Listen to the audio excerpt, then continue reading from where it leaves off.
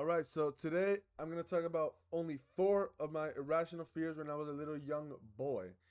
I thought these would be appropriate to share as I already overcame these fears and it would be a positive step forward. So, let's begin to not waste much time. Number one, this is referring to thinking that a snake or any wild animal was gonna come through the toilet and attack me. This came from a video that I saw that was most likely based in Australia, where a snake is coming out of a toilet. At that time, it didn't really hit me that that's Australian. That's a whole different like scenario. I thought it was a whole world problem.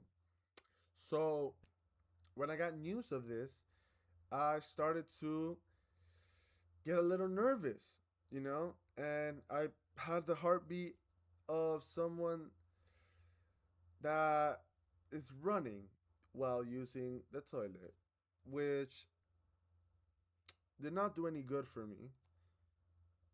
Um, Basically, when I did use the toilet, I would be very scared and I would be already like ready to stand up and like, 'cause I was looking down to make sure that there's no snake coming out.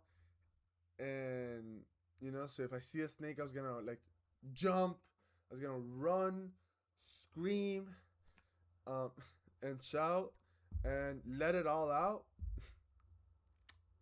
That was good.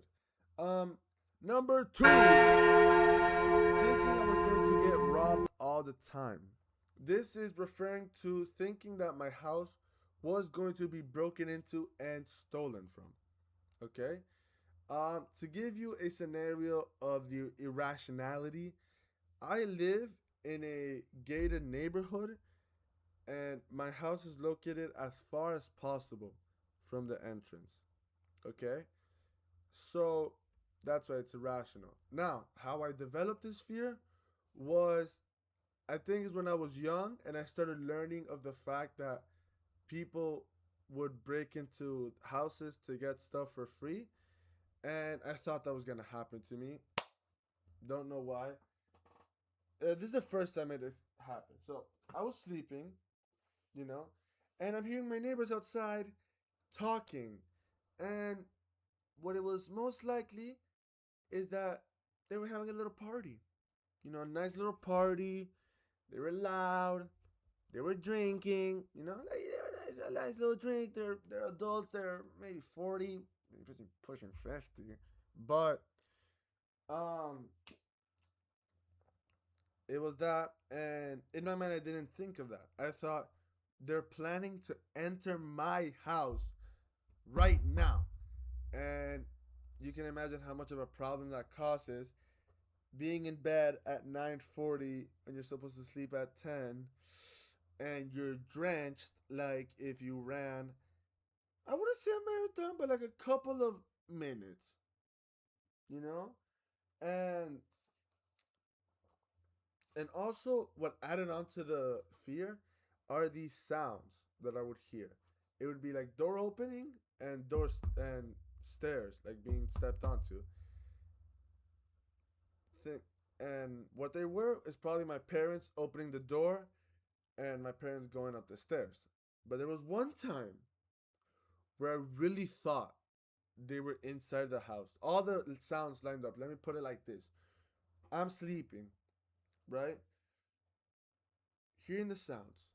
No, no, no, no, no, no, no, no, no. Then I hear a door open. No, in fact, I heard knocks. I heard the door opening. Then I heard the footsteps in the stairs. I am shitting my pants. The heart. Dun dun dun dun dun dun. No sahur there. That was a bad one. I'll take it.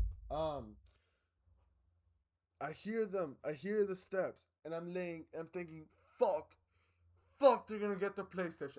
It didn't really hit me that they could have a dangerous weapon and use it on me. I really just cared about the PlayStation. And after waiting for 20 minutes with my eyes peeled open, nothing happened, which, my God. Now they're entering the house. No, they're not. So basically, I started to try to help with the fear by coming up with scenarios that I would do. You know, I had three scenarios that I would do if they were gonna break into. One is called sneaky, the other one's called friendly, and the other one is chill. Sneaky was the most basic one. That's like every time I went to sleep, I would hide the PS4 right over there so that if they come in and they see that the PlayStation is not there, they'll just think that someone already hit the house. That one could work. Number two, the chill, right? The chill one was me trying to, to make it clear, it would be like farming aura, right? My plan was to be sleeping, and if they come in, I'll just be like, yeah, oh, you're robbing me? Just take the PlayStation, but let me sleep.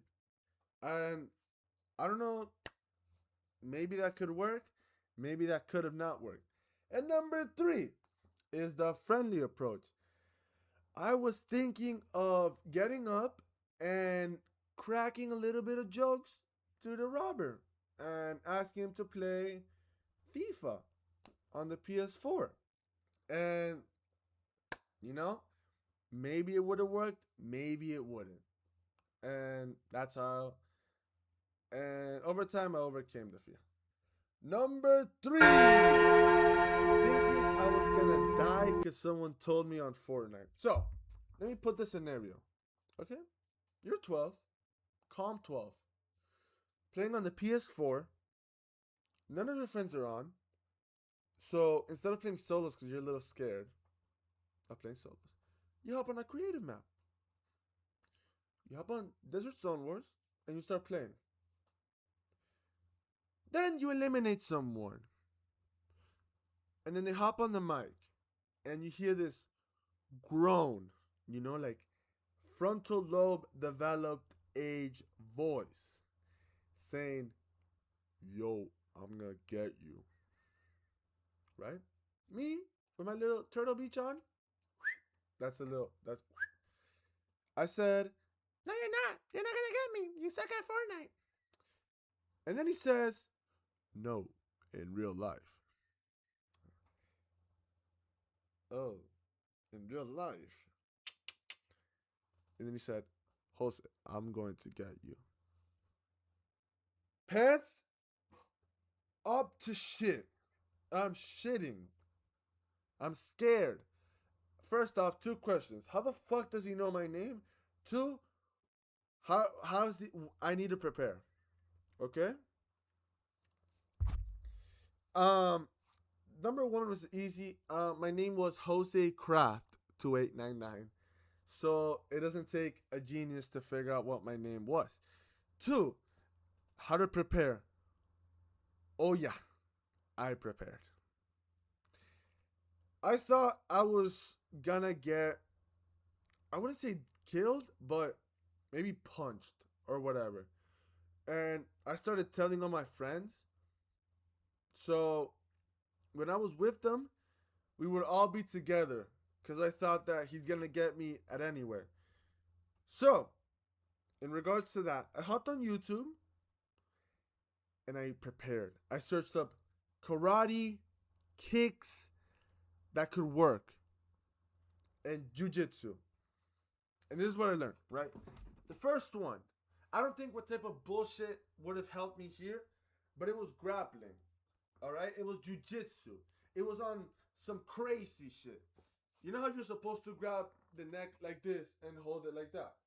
I thought it was just a hug, right? So I was out here practicing on a chair, not this chair, and I would be like calm and shit. I'd be grab it, and then I was thinking of tough lines to say. I'd be like, yeah, I got you in Fortnite and in real life now. Ah! And little me thought that would work. I also learned to do some punches. right? But you know how I'm a little kid and I saw it once on a YouTube video. I didn't really do it that good. You know, to punch, you're supposed to angle the arm so it's bam. You know, bam, power. No, I thought it was like this. So every day after school, I would hit this full power to my chair, hyper extended. You know, my shoulder was doing pain a lot. So I think that's it for that. And number four, thinking I had a stalker. Okay, so I know I'm aware that this is a problem for many people in the U.S., but mine was irrational. It was a ridiculous thought. This is how it started. So I would be in my city, just driving around, and well, of course, in the passenger seat. And everywhere I go, I'd see this one car everywhere. It was a yellow Jeep with blacked out windows. I don't think they were blacked out. I think there was just I couldn't see into them. I don't know. I think it's just I couldn't.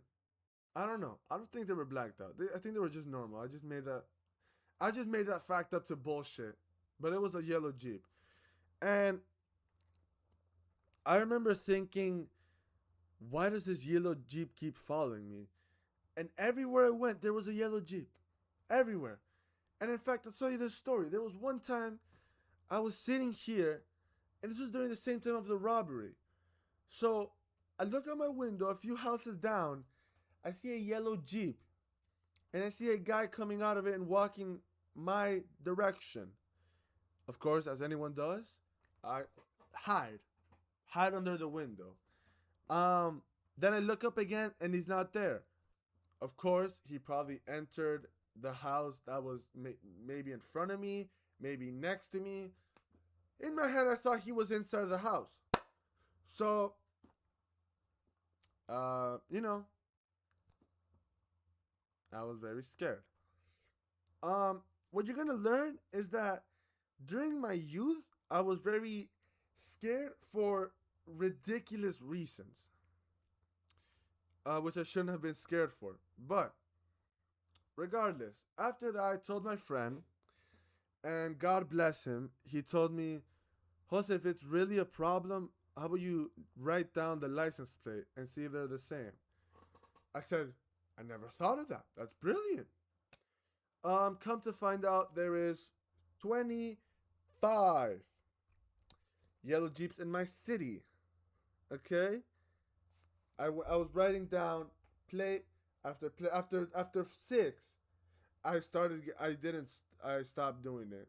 And I would notice that there are different cars.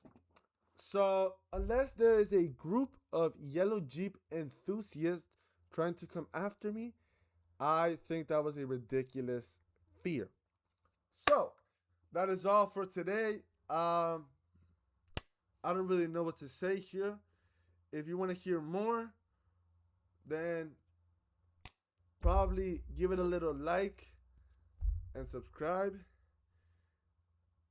That's such a weird thing to say. Nah, but you know, you can do it. I'll comment it. Just comment.